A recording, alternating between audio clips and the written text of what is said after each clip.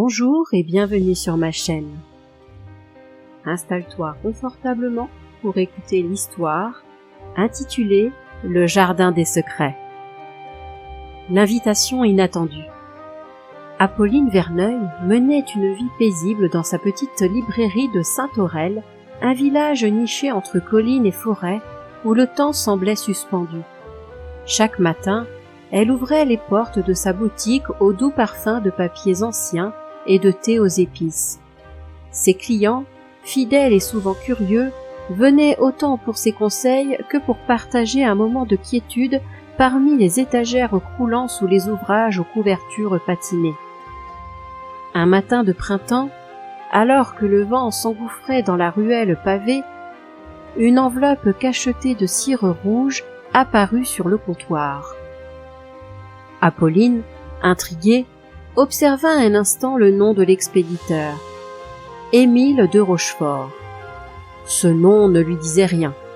Elle ouvrit délicatement la lettre et lut avec attention. « Madame Verneuil, votre amour pour les mystères et les récits anciens m'a été rapporté. J'aimerais vous confier une mission singulière. Venez me rejoindre au domaine des Oliviers ce samedi à midi. Émile de Rochefort. » Elle relut plusieurs fois ces quelques phrases. Qui était cet homme? Pourquoi s'adressait-il à elle? Elle n'avait jamais entendu parler du domaine des Oliviers. Pourtant, une excitation douce et inexplicable l'envahit. Elle se promit d'enquêter discrètement sur cet Émile de Rochefort avant samedi. Décidée à en savoir plus, elle questionna quelques habitués du village, notamment Madame Lemoine, une cliente âgée friande de ragots. « Le domaine des Oliviers? Mais bien sûr que j'en ai entendu parler, ma chère. C'est une vieille propriété noble, mais son propriétaire est discret. On raconte qu'il passe des heures à fouiller dans ses archives. Quant à vous... » Elle laissa planer un silence avant de poursuivre d'un air entendu.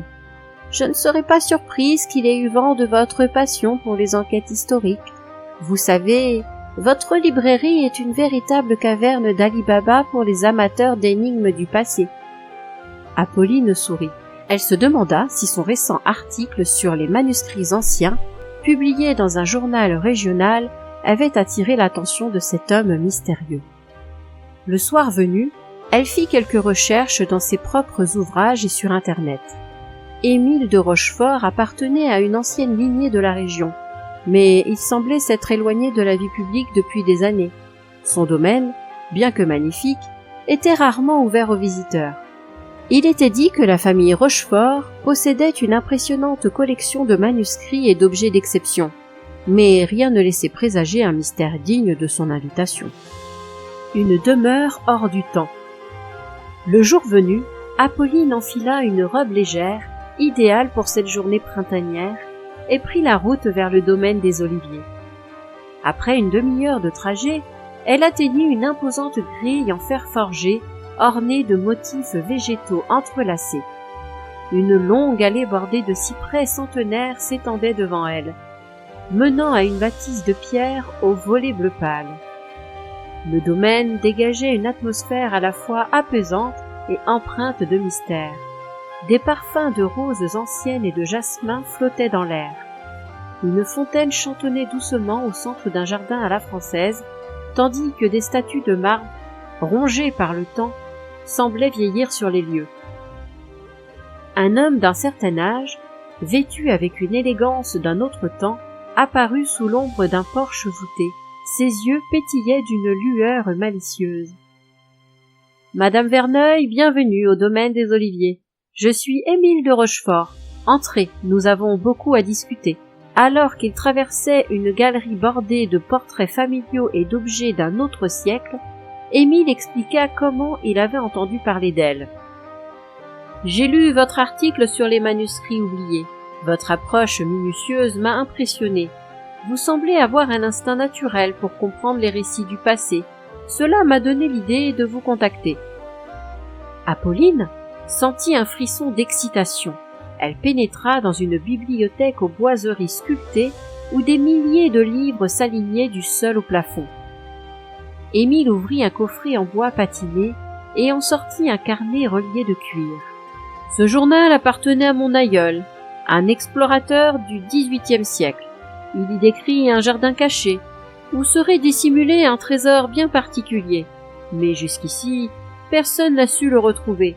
J'ai besoin de votre aide. » Apolline feuilleta les pages jaunies et découvrit une carte esquissée à l'encre sépia représentant les terres du domaine et un espace ombré qui ne figurait sur aucun plan connu.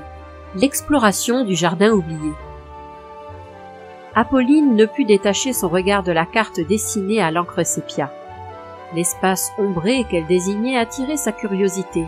Aucun plan officiel du domaine ne mentionnait un tel endroit. Elle effleura du bout des doigts les annotations griffonnées dans les marges. Sanctuaire du savoir. Entrée dissimulée par les racines. Ce jardin caché, a-t-on tenté de le retrouver ? Demanda-t-elle en relevant les yeux vers Émile.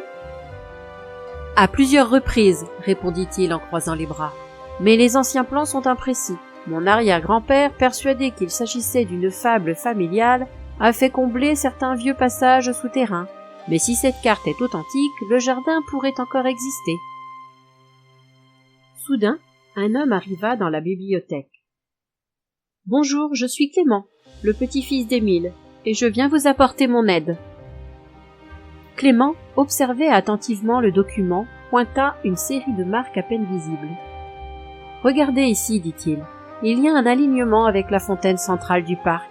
Si cette indication est exacte, le jardin devrait être à proximité, derrière la roseraie. » Sans attendre davantage, ils décidèrent d'explorer les lieux. Le parc du domaine, bien que splendide, montrait des signes d'abandon dans certaines parties reculées. Des allées de gravier bordées de haies impeccables laissaient place, en périphérie, à une végétation plus sauvage. La roseraie, autrefois entretenue par des jardiniers experts, s'étalait en un enchevêtrement de buissons denses, leurs fleurs exhalant un parfum capiteux. Selon la carte, murmura Apolline, l'entrée devrait se situer ici. Elle écarta délicatement les branches épineuses, sentant les effluves de pétales froissés flotter dans l'air. Après quelques minutes de recherche, Clémence exclama « Là, regardez !» Dissimulée sous un tapis de lierre et de mousse, une arche en pierre était à peine visible.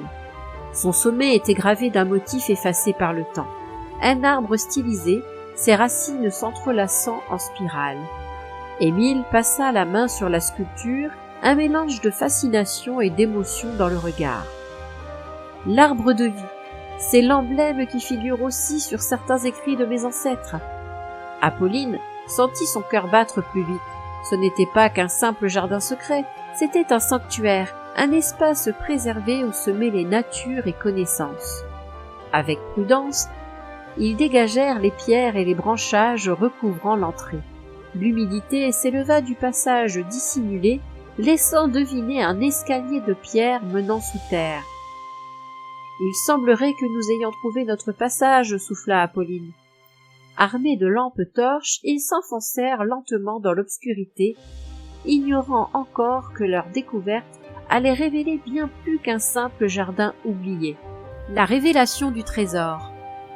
Arrivés au bout du tunnel, Apolline, Émile et Clément contemplèrent une boîte ancienne avec une retenue respectueuse.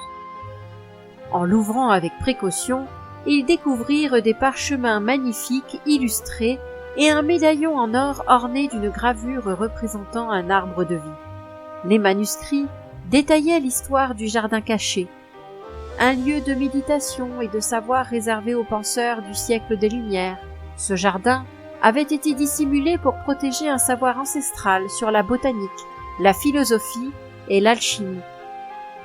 En feuilletant les pages délicates, Apolline découvrit les formules oubliées, des descriptions de plantes médicinales rares et des théories avancées sur l'harmonie entre nature et esprit humain.